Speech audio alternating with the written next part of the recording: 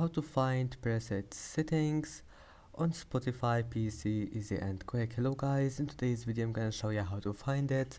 First open your Spotify and now click on your profile here in the top corner and click settings. And then just scroll down until you find here presets. Here is it.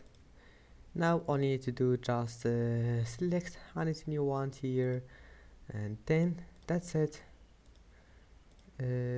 Just select anything you want and to go back, and if you want to reset it, just go back to settings and then scroll down and click reset, and that's it.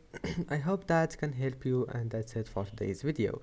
If you like this video, please don't forget to like and don't forget to subscribe, and thank you for watching this video until the end, and see you in the next video.